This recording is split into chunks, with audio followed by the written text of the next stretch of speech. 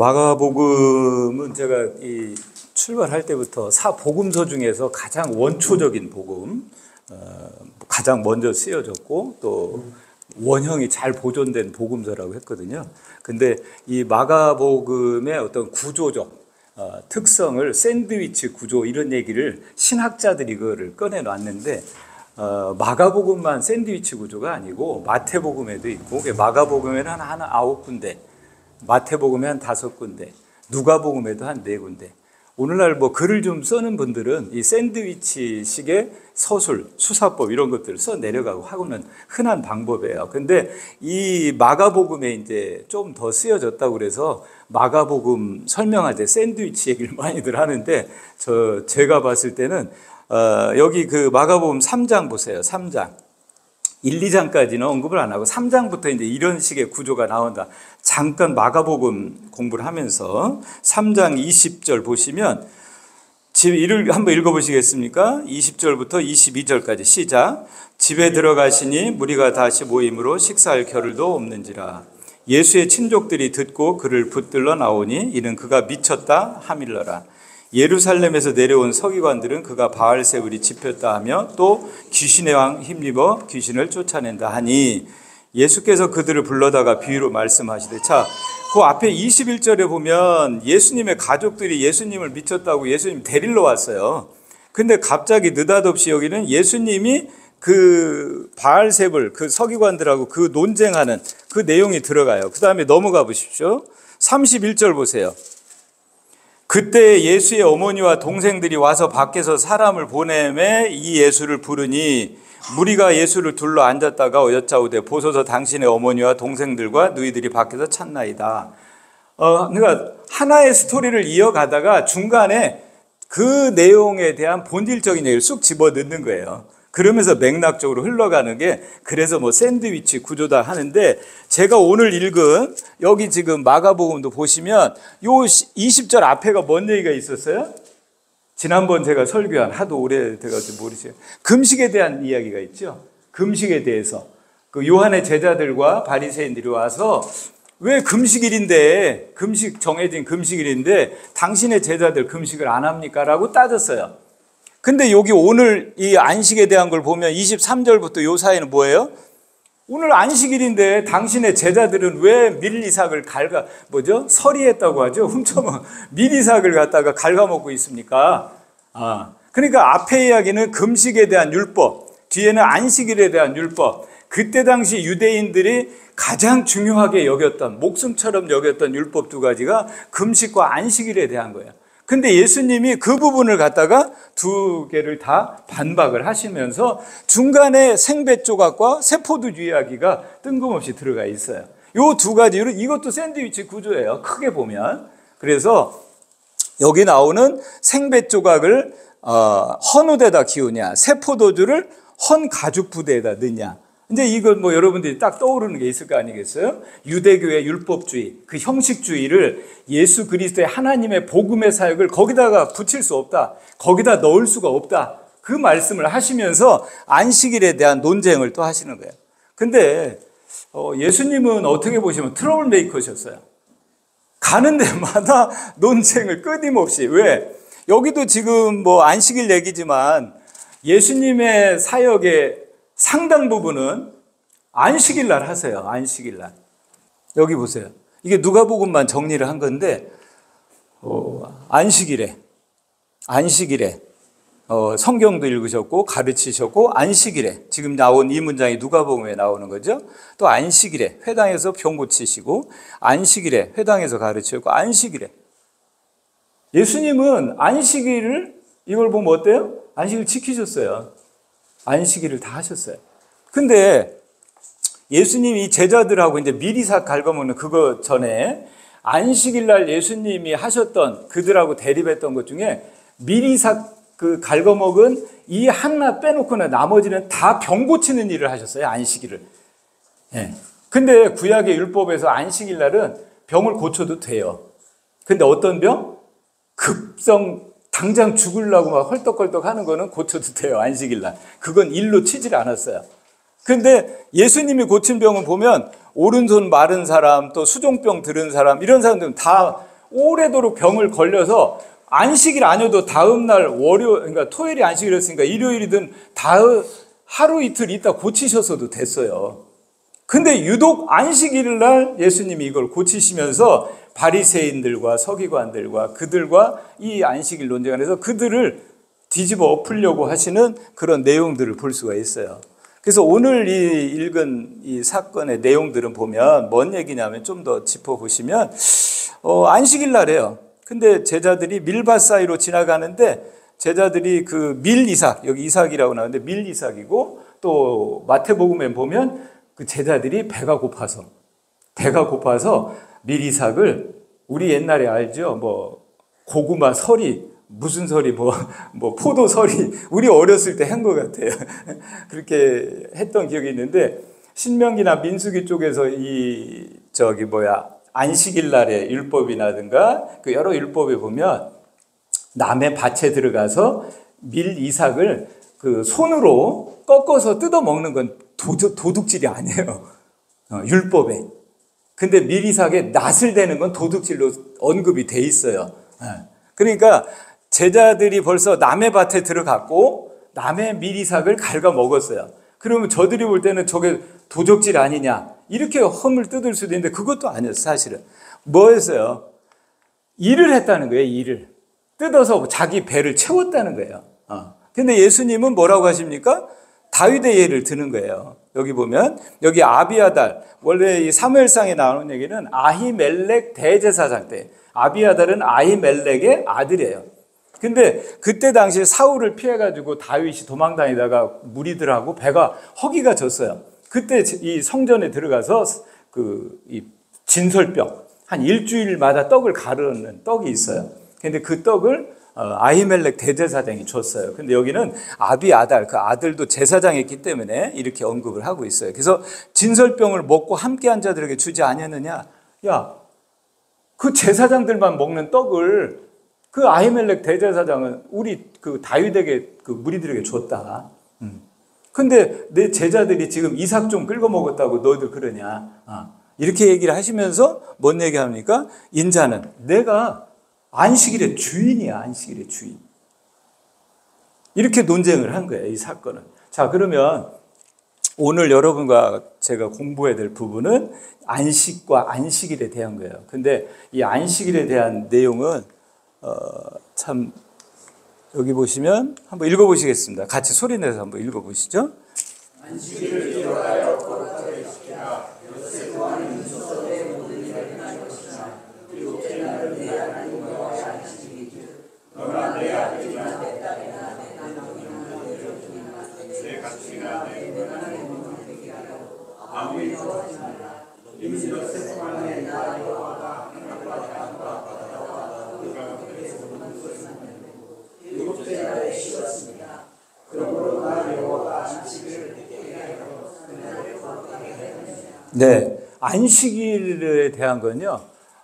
안식교가 있잖아. 제7일 안식교 있고 또 기존의 많은 기독교인들 속에서는 주일 성수 이게 뭐 안식일의 어떤 걸 이어가는 것처럼 이렇게 혼동이 돼 있고 또 사이비 이단들 가까이는 하나님의 교회 같은 데는 절기도 다 지키잖아요. 유월절 지켜요. 장막절 지키고 안식일 지키고 이렇게 되는데 참 안식일은 그냥 뭐 이 출애굽기에서 나온 걸 보면 딱 두 가지예요.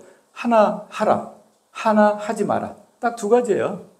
고전에 나오는 거는 하라와 하지 마라 하나. 뭐예요? 거룩하게 지켜라. 구체적인 건 없었어요. 거룩하게 지켜라. 그 다음에 뭐야? 아무 일도 하지 마라. 그러면 아무 일도 하지 마라. 뭐 쉽잖아요. 근데 일이 뭔가가 정의가 돼야 되잖아요. 일을 안 하려면 일이 뭔가가 정의가 돼야지 이건 일이고 내가 아침에 일어나서 양치질 했어요. 그럼 양치는 일인가? 물을 마셨어요. 이건 일인가? 이불을 갰어요. 그러니까 일에 대한 규정이 없이 아무 일도 하지 마라. 그리고 엿새 동안은 뭐 이렇게 하고 일곱째 날에 쉬어라. 하나님이 쉬었고. 그러니까 이 안식일에 대한 부분은 볼까요? 여기 한번 보세요. 시작. 너는 이스라엘 자손에게 말하여 이르기를 너희는 나의 안식일을 지키라. 이는 나와 너희 사이에 너희 대대의 표징이니 나는 너희를 거룩하게 하는 여호와인 줄 너희가 알게 함이라. 표징.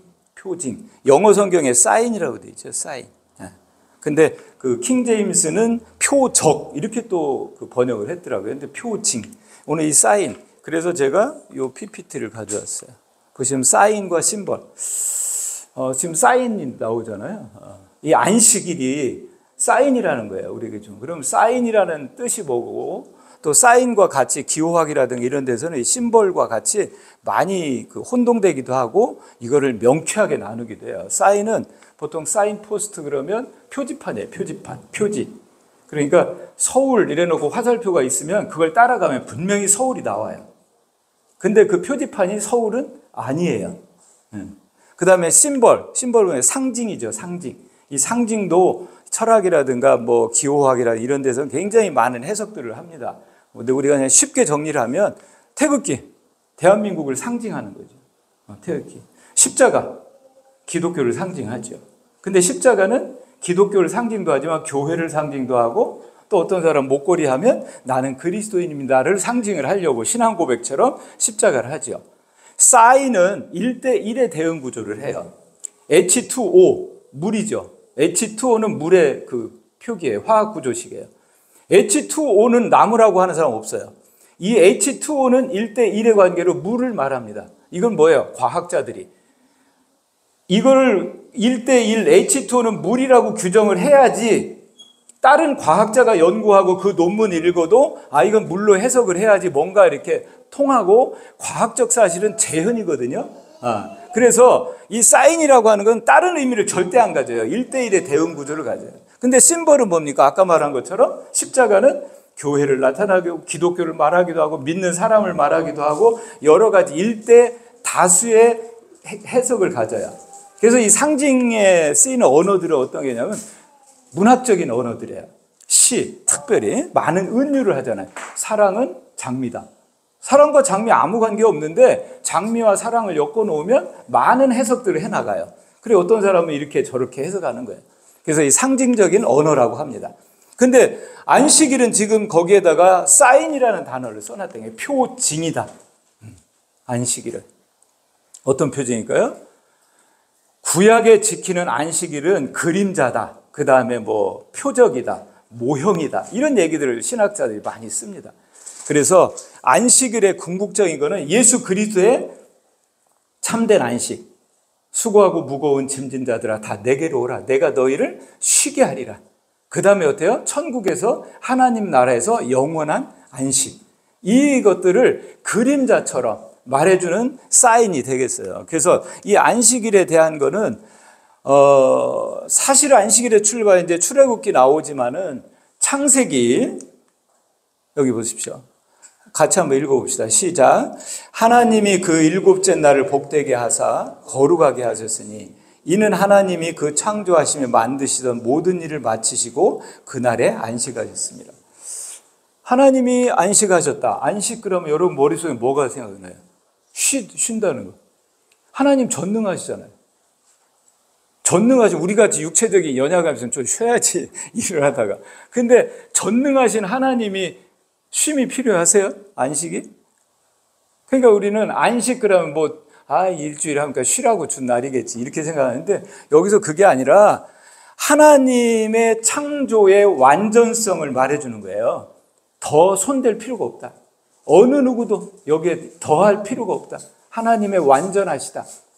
그래서 그쳤다라는 표정이 그쳤다.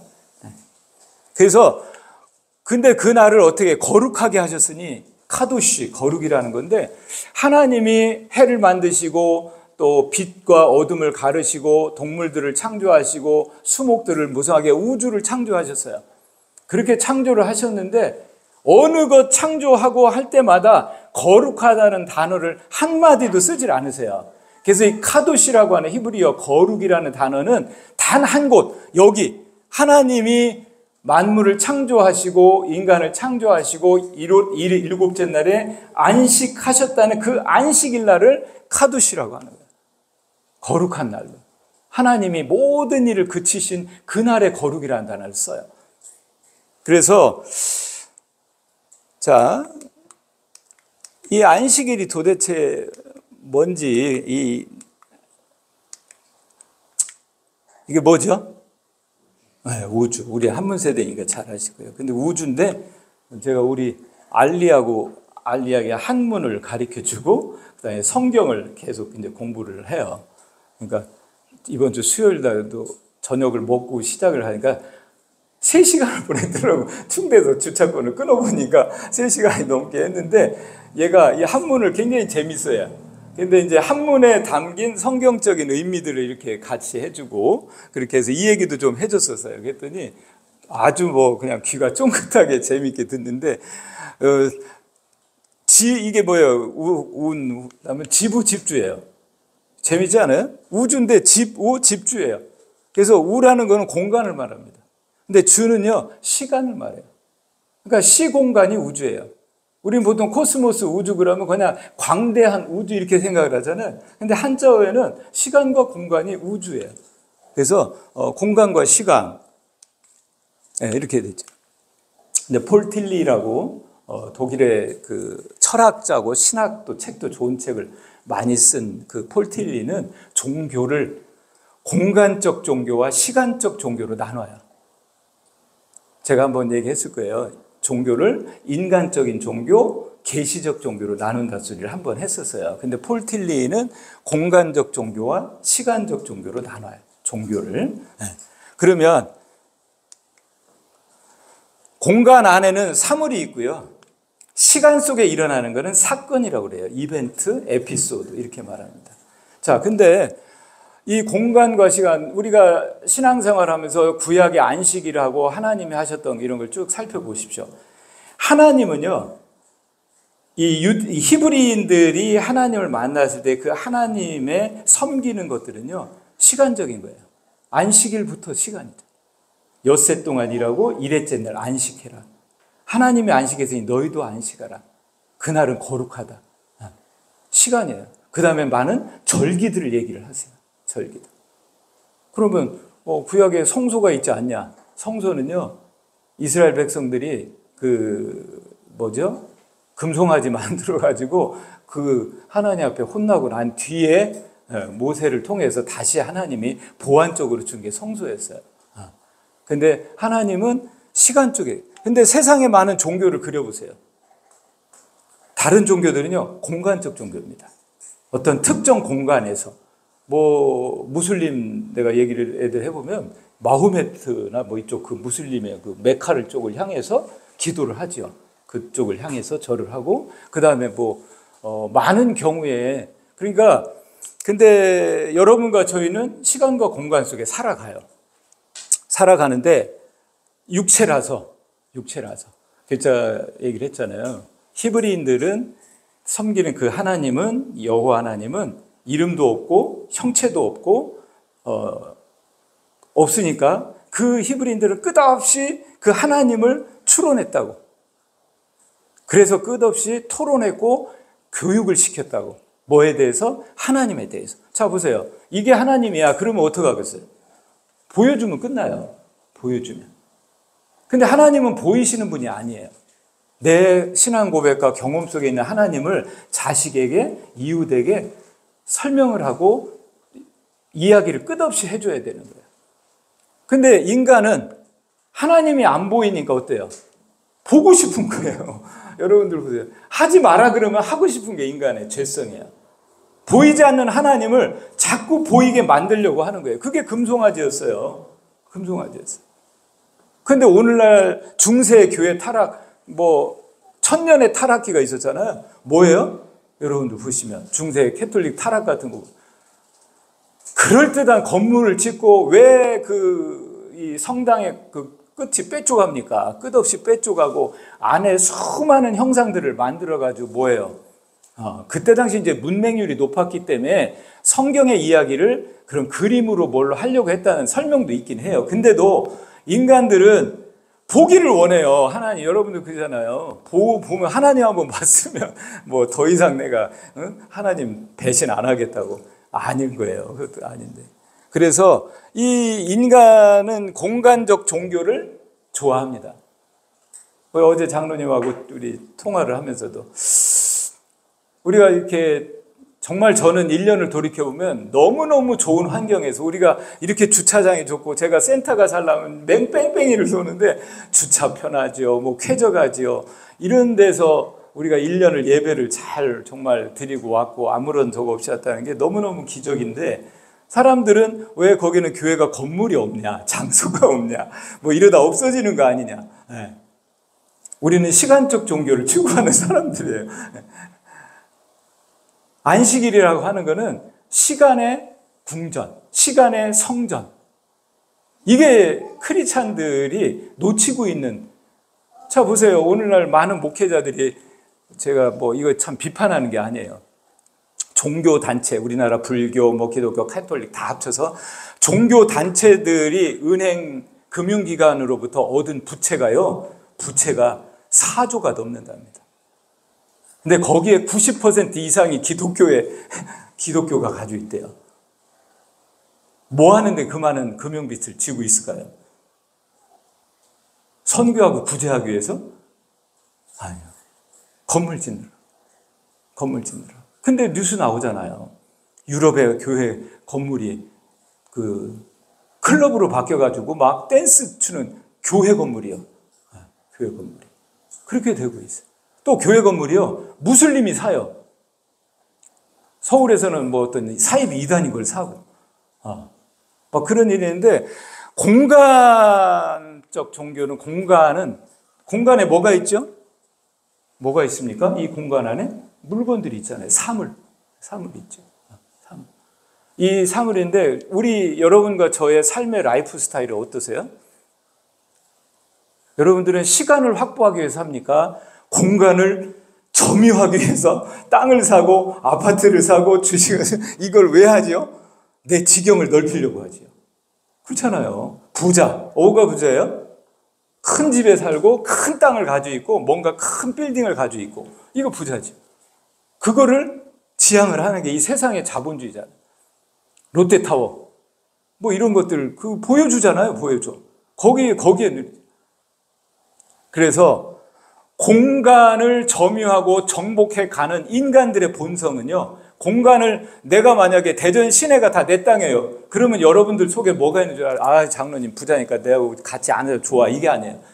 적개심이 생겨요. 이 사회는요. 그래서 사회주의가 생기고 공산주의가 생기고 이 계급혁명이 생기고 하는 것들이에요. 공간을 점유하면 자 보세요. 저희 우리 대흥교회 큰 옆에 개척교회 3일교회 있던 거 기억나세요? 아무도 기억을 안 할 거예요. 저희 가는 길에 2층에 3일교회 찬송이 들으면서 저는 그 대흥교회 예배를 가고 그래서 오고 가고. 아주 조그만한 교회가. 전혀 신경도 안 썼죠. 저들이 같은 하나님, 저들이 같은 예배 관심 없어요. 우리 교회 큰 교회니까. 이게 뭐 하나님의 은혜가 있는 것 같고 하나님이 정통인 것 같고 김밥교회 뭔가 좀 아직 비실비실 뭐 아무것도 없는 것 같아요. 공간이라고 하는 건 사람들을 이렇게 현혹을 합니다. 미혹을 시키는 거예요. 근데 시간을 정복하고 시간을 점유한다는 건 뭔 줄 아세요? 시대를 갖다 그걸 뭐라고 하는데 연대감이라고 하는 거예요. 같은 시간. 우리가 같이 지금 예배를 드리잖아요. 이 시간에. 예배를 드리. 그래서 이 사건, 에피소드, 그래서 이 사물이라고 하는 거는 하나님의 나라는요, 공간과 물질. 근데 이 물질을 끝없이 물질을 이용해서 하나님을 거룩하게 하고 하나님의 형상을 누려보려고 제사도 드리고 제물도 드리고 많은 것들을 했어요. 물질 가지고. 근데 안식일 날은요, 제물이 필요 없어요. 그날은 하나님의 창조를 누리는 하나님과 함께하는 그런 날이거든요.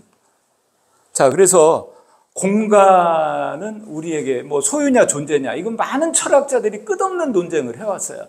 근데 이거는 하나님을 모르면 예수 그리스도와 성경을 모르면 철학자들의 헛바퀴 도는 이야기밖에 안 돼요. 진정한 거는 여기서 일어나는 거예요.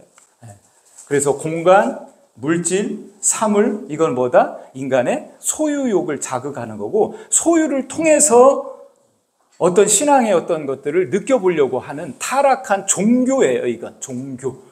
그래서 신앙생활에 여러분들이 내가 예수를, 믿음을 내가 가지고 있다? 나 예수 믿었어. 나 천국 갈 거야. 나 구원 받았어. 이건 다시 한번 다 뒤집어 봐야 돼요. 내가 가지고 있을 챙길 구원, 내가 내 것이 돼야 될 믿음, 내 것인 천국, 내 것인 뭐 예수, 내 것인 하나님 없어요. 다 우상입니다. 우상이에요. 그래서 공간 속의 소유를 통해서 물질화되는 모든 것들은 다 우상입니다. 우상. 오늘날 사탄은 정작 그리스도인들을 약화시키고 하는 것들이 뭐 엉터리 같은 이론을 가지고 아니에요. 가장 그럴듯한 것 속에서 우리의 신앙을 실족해 합니다. 자크 엘룰이 뒤틀려진 기독교라고 하는 책에서, 이 사람 불란세의 사회학자였어요. 그 사람이 한 말이 있어요. 참 이상하다. 교회라고 하는데 어떻게 저렇게 많은 사람들이 몰려갈까? 복음은 인간을 혐오하는 건데, 자기를 부인하고 자기 생명을 미워하고 자기 십자가를 지고 가는 건데, 그건 인생의 걸림돌인데 어떻게 저 많은 무리들이 교회를 향해서 몰려 나올까? 저거는 복음이 아니거나 그들이 복음을 오해하고 있거나 라고 얘기를 합니다. 오늘날 우리 주변에 한국 교회에 많은 이야기들을 하고 또 우리의 신앙도 돌이켜볼 필요가 있어요. 우리는 몇 가지 교리적인 것 같고 이걸 알고 있고 하니까 뭐 나는 다 된 것 같이 하는데, 우리의 그 신앙의 길은 좁고 협착합니다. 그래서 이 시간은 우리의 존재, 너가 누구냐를 깨우쳐주는 거예요. 너가 누구냐를 깨우쳐주는 게 존재입니다. 자, 그래서 이 안식은 아까 설명을 했죠. 카도시, 거룩을 정말, 근데 뒤에 이제 제가 또 그래서 공간에서 시간으로 옮겨지는 것이 안식이다. 공간에서 시간으로 옮겨지는 것이 안식이다. 제 말이 아니에요. 이따 설명을 해드릴 거예요. 뭐 참 좋은 통찰의 글을 이렇게 해줘서 제가 너무 좋아서 좀 암기하셔도 좋을 것 같아요. 공간에서 시간으로 옮겨지는 것이 안식이다. 자, 우리는 안식 그럼 뭐예요? 머릿속에 쉬어야 돼. 예배드려야 돼. 뭐 이런 것들로 돼 있잖아요. 근데 내 삶은 6일 동안 사는 삶이 뭐였어요? 공간 속에서 끝없는 투쟁 속에서 이윤을 얻기 위해서, 뭘 하기 위해서? 이익을 얻기 위해서. 그렇잖아요. 돈 벌기 위해서, 쉽게 말하죠. 돈 왜 법니까? 먹고 살기 위해서요. 먹고 살기 위해서. 근데 안식일에 아무것도 하지 마라. 뭐예요? 네 사는 생명이 만나하고 똑같아요. 금요일 날은 이틀분을 주잖아요. 네 손으로 벌어서 일을 해서 벌은 돈으로 네가 사는 게 아니다. 네 생명은. 이걸 깨달으라고 주는 날이 안식이래요. 할례가 뭐예요? 달튼이 태호 아들이 아니라 소리예요. 생식기의 표피를 잘라버린다는 게 뭐예요? 네가 생명의 근원이 아니다, 그 소리예요. 그거예요. 우리는 내 새끼라는 의식이 갖고 있잖아요. 오늘 아침에도 우리 둘째가 아프다고 전화하는데 설교를 해야 되는데 그거 막 하다가 머리가 막 왔다 갔다 하고 걱정이 또 막 이렇게 오는 거야. 내 새끼 아닌데 내 소유인 것처럼 내 새끼라는 할례 받은 자가 못 되는 거죠. 자, 그래서 우리는 이 공간에서 시간으로 옮겨지는 게 안식이다. 안식이라는 개념, 이런 것들이 없이 우리는 안식은 율법이니까 안 지켜도 되고 은혜 속에 사는데 무슨 저거냐 하는데, 이 안식일 정신을 잃어버렸어요. 그러다 보니까 기독교가 매력이 없어요. 매력이. 많은 사람들이 집에, 옛날 집들 생각해보세요. 저녁 시간이 되고 하면 연기가 나오면서 밥 짓는 연기가 나오고, 마을을 멀리서 보면 그 연기가 산과 계곡 사이에 이렇게 매달려 있잖아요. 드리워져 있고. 그러면 아늑한 그 시골 풍경들. 근데 유독 그 가운데 어느 한 집은 연기가 안 나오는 거예요. 그런 사람들이 저 집은 밥을 먹고 사는 집인데 왜 그 집에서 연기가 안 나올까? 그들은 밥 먹고 사는 게 아닐까? 라고 하는 메시지처럼, 표징처럼 보여지는 거죠. 여러분과 저희 삶 속에 그러한 표징들이 있나요? 이게 저를 보면 아니에요. 엉터리예요. 엉터리. 자, 안식일이 있고 안식년이 또 있었어요. 그래서 안식일은 샤밧, 히브리어로 안식년은 쉬미타 이렇게 얘기를 하는데, 자 보세요. 안식년은 6년간, 그때는 농경사회였잖아요. 농경사회 때 6년간 해서 살고 7년째가 되는 해는 그 밭을, 그 논을 다 쉬게 해야 돼. 그럼 밭과 논을 쉬게 되면 내가 그 농장주예요. 그러면 누구도 쉬어요? 품꾼들도 다 쉬어야 돼. 일꾼들도 쉬고 소도 쉬어야 돼. 다 쉬게 해. 자, 안식일은 일주일에 한 번 돌아와요. 근데 안식년은 7년에 한 번 돌아와요. 자, 두 개 보세요. 안식일은 뭡니까? 인간이 내가 쉬는 거예요. 내가 쉬는 거고, 안식년은 뭐예요? 내가 경영하는 사업체에 속한 권속들 모두를 쉬게 하는 거예요. 내가 청지기로서 모든 그 권속들을 쉬게 하는 거예요. 안식년은. 자, 결론. 하나님 앞에 나는 누구고 나하고 땅은 또 뭡니까? 나도 하나님이 아담을 흙으로 지으시고 이름을 아담이라고 하셨어요. 그 아담은 아담아, 흙이라는 뜻이에요. 너 흙이야, 그 소리예요. 너 흙이야. 자, 보세요. 나인 흙은 일주일에 한 번 쉬고요. 진짜 흙도 뭐다? 6년, 7년에 한 번씩 쉬어야 됩니다. 그래서 흙은 다 안식을 하라, 그 소리예요. 흙은. 하나님의 창조물은 안식을 해라, 그 소리예요. 왜? 하나님이 창조시기 때문에 하나님이 모든 것을 다 끝내셨다는 거죠. 근데 오늘날 물질 문명은 다 뭡니까? 인간들의 지혜와 인공지능을 만들고 끝없이 인간의 편리와 이익과 인간의 삶의 안락을 도모하기 위해서 그게 어떤 유토피아를 만들 것 같고 그게 될 것처럼 인간들을 부추기고 하나님에 대해서 잊어버리고 안식일도 흐려져 버리고, 근데 또 어떤 안식교에서는 이걸 율법처럼 지켜야지 천국하고 이렇게 해버리니까 그거 이제 주일날 또 지켜야 된다고 하고. 근데 저는 안식일을 지키자라는 게 아니에요. 아니고, 하나님이 왜 인류를 창조하시고 이런 일을 하셨나라는 거에 대한 어떤 스피릿, 통찰, 이걸 받아야 되지 않냐, 그 얘기예요. 그래서 여기 보시면 로마서에 이런 날이 나옵니다. 어떤 사람은 이 날을 전날보다 낮게 여기고 어떤 사람은 모든 날을 같게 여기나 각각 자기 마음으로 확정할지니라. 아마도 바울도 안식일 날 회당에 갔거든요. 그러니까 혼란이 일어났을 것 같아. 그리고 이방인들이 기독교인이 된 사람도 있지만 유대교의 그 율법에 푹 젖었던 사람들이, 예수님을 영접한 사람들은 율법과 복음 속에서 많이 헷갈려하고 내려왔을 거예요. 그들을 향한 여기에 로마서의 내용입니다. 마음에 확정을 하라. 나를 중히 여기는 자도 주를 위하여 중히 여기고 먹는 자도 주를 위하여. 이때 당시에 이제 고린도전서에도 나오지만 그 제물로 드렸던 그 소고기가 시장에 나왔는데 이게 이단 종교의 제물이었는지 아닌지 구별을 못하니까 먹어야 되냐 말아야 되냐 이런 논쟁들이 있는데, 이것도 주를 위하여 먹으니 이는 하나님께 감사하며 먹지 않는 자도 주를 위하여 먹지 않는 하나님께 감사하느니라. 그래서 바울도 로마서에서 보면 어느 날을 지켜야 된다, 안 지켜야 된다, 이런 거에 대한 거는 쓸모가 없어요. 저도 오늘 내용 말씀드리는 거는, 오늘도 이 원문으로 돌아가서 밀 이삭을 갉아 먹는 그 행위 앞에 이 바리새인들이 와가지고 안식일 날 뭐 하는 짓이냐, 좀 전에 뭐라고 했어요? 왜 금식하는 날 금식 안 하느냐 따진 거하고 똑같은 그 율법을 가지고 했는데 예수님이 뭐라고 그래요? 이놈아, 내가 안식일의 주인이야. 안식일의 주인이야. 그 앞에 금식할 때는 뭐라고 했어요?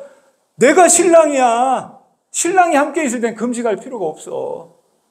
예수님이 안식일의 주인이고 내가 참된 안식이세요. 여러분들이 예수님을 영접했다면 그 정말 참된 안식을 누리고 계신 거예요. 근데 뭐 때문에? 육체 속에 살아가고 있고 공간 속에 살아가고 있기 때문에 이 육체는 어떻다? 끝없이 그 시간 속의 안식, 시간 속의 거룩, 시간 속의 경건을 자꾸 밀쳐버리고 어떤 교회에 와서 어떤 공간에서 종교적 행위를 자꾸 반복하는 그것들을 통해서 우리의 신앙이 종교화로 떨어져 버린다는 거지.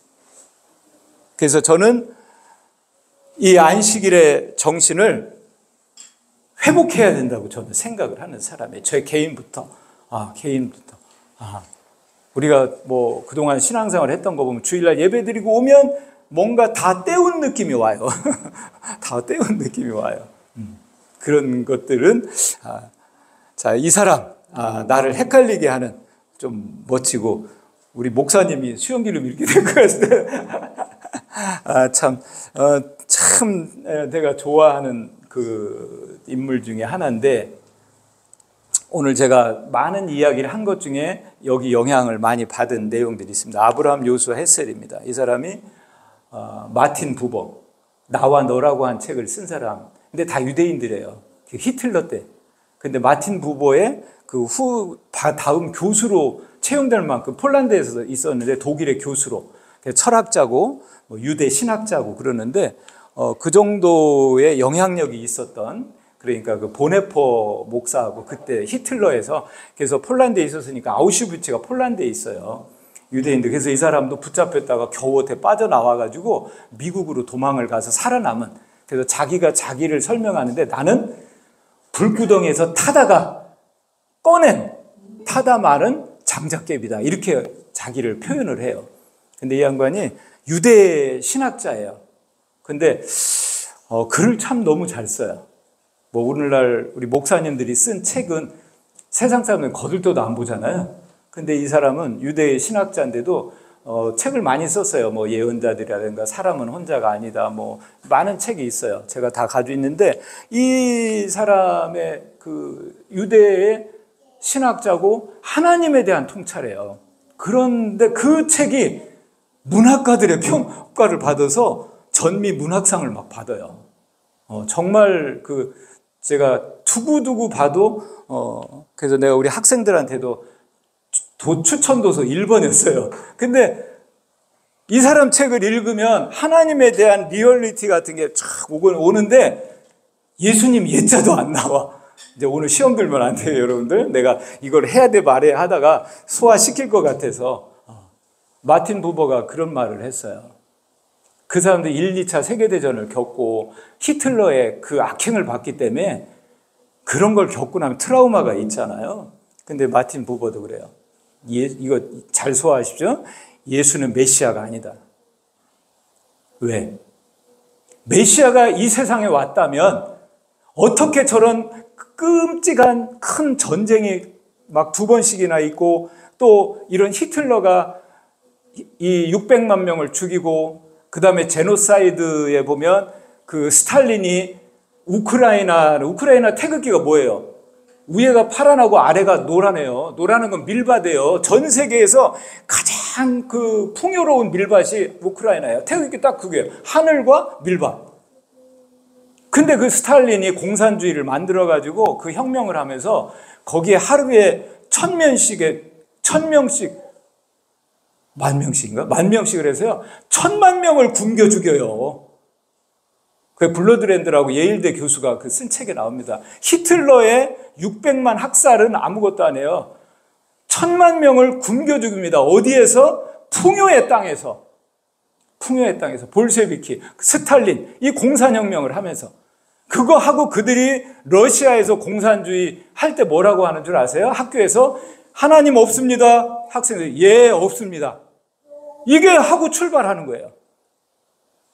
그게 북한에 내려와 있고 김일성, 김정은 그 사상이에요. 우리나라의 공산. 저는 공산을 따르는 사람들은 북한 가라는 거야. 이거는요, 이 블러드랜드라는 그 제노사이드 언급한 예일대 교수가 역사적 기록이에요. 그렇게 그런 사건을 유럽에서 겪은 마틴 부버는 그 말을 해요. 예수가 메시아로 왔다면 어떻게 인류 역사에 이런 사건이 일어나냐. 평화가 와야지. 아니 평화라도 아니 그냥 이런 전쟁 정도는 없어야 돼요. 기근, 근데 사실 스탈린이 곡식을 뺏어가서 굶주려 죽였어요. 착취로. 근데 마틴 부버는 그런 얘기를 하는 거예요. 유대인들은 그런 겁니다. 자기들이 히틀러의 그걸 받으면서 예수가 메시아가 아니라는 그거를 얘기를 하는 겁니다. 근데 그 교수의 후배 교수예요. 근데 이 사람은 좀 열려 있어서 기독교 학자들하고 많은 대화를 했어요. 이분은 좀 열려 있었어요. 기독교에 대해서 열려 있고. 근데 이 사람의 영향을 받은 게 여러분들이 메시지 성경 쓴 유진 피터슨, 그 다음에 뭐 헨리 나우엔, 그 다음에 마르바돈 이런 사람들이 다 영향을 받았고 우리나라에 정말 그 좋은 설교를 하시고 좋은 책들을 많이 쓰는 이 영향을 많이 받아서 추천하고 그럽니다. 저는 하면서도 어떻게 예수님의 예자도 모르는데 하나님에 대해서 이렇게 그 깊은 통찰과 그 경건과 이런 것들은 일반 목사들의 설교에서 들을 수 없는 내용들을 이걸 메시지로 주거든요. 근데 저는 그렇게 생각을 해요. 하나님의 나라는요, 하나님은 숨어 계신 분이세요. 그러니까 마틴 부버가 보이는 하나님의 나라를 자꾸 생각을 했던 거예요. 보이는 하나님의 나라. 그 팍스 로마나처럼, 로마의 평화시대처럼 아니에요. 하나님의 나라는 지하수처럼. 근데 봄에 꽃을 피우고 열매를 맺고 무성한 숲을 만드는 보이지 않는 지하수처럼 하나님의 나라, 하나님의 생명은 흘러가고 있고 그런 역사의 그런 전쟁과 그런 그 제노사이드, 지금도 제노사이드는 얼마나 일어나고 있어요. 타이티 같은데 이런데 아이티인가 그런 나라들에서 일어나는 걸 보면 이 세상에 사탄이 끊임없이 인간들을 죽이고 멸망시키는 쪽으로 가고 있다는 것을 보여주는 거예요. 보여주는 거예요. 그래서 여기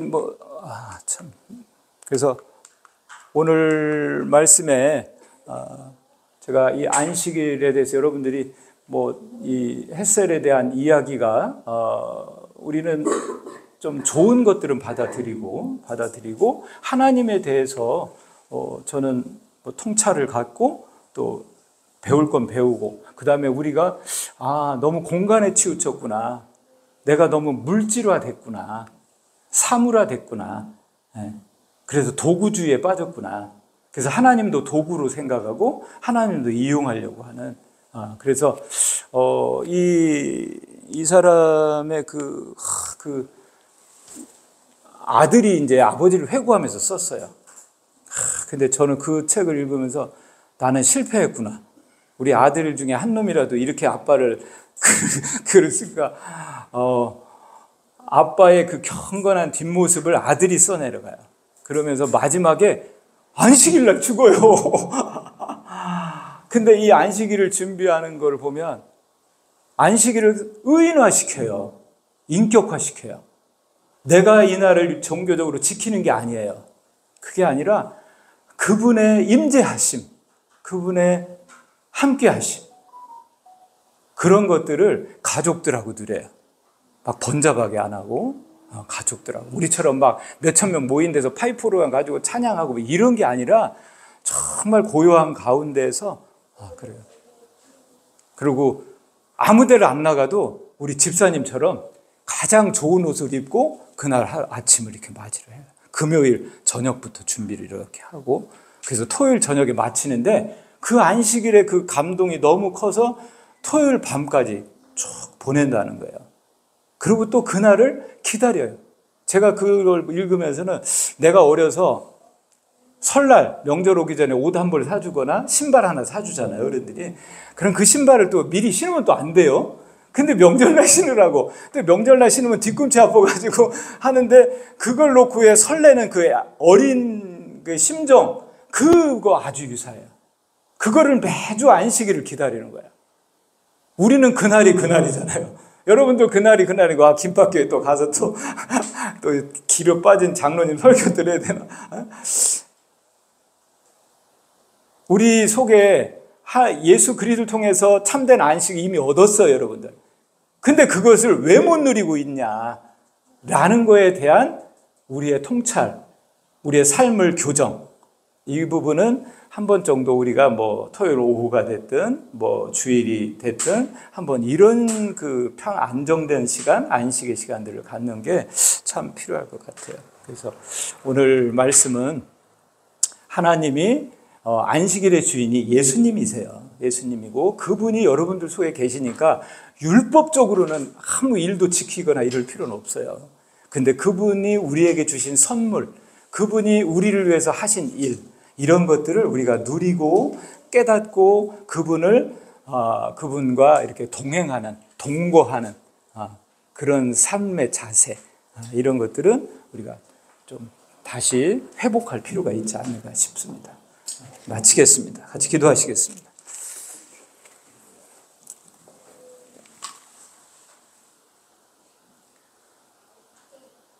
아버지 하나님, 저희들을 흙으로 빚으시고 그 코에 생기를 불어 넣으셔서 하나님의 형상을 담게 하셔서 또 예수 그리스도의 십자가의 은혜로 생명을 주시고 하나님을 아버지라 부를 수 있는 놀라운 은총을 내려주셨는데, 하나님, 저희들이 이 세상 살면서 보이는 것들에 휘둘려서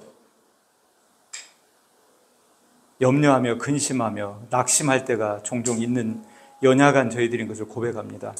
하나님, 저희들을 긍휼히 여겨주시고 우리 속에 참된 안식, 영원한 안식, 쉼을 허락하신 주님과 늘 동행하며 그 안식을 누리며 사는 능력 있는 저희들의 삶이 되도록 인도하여 주시옵소서.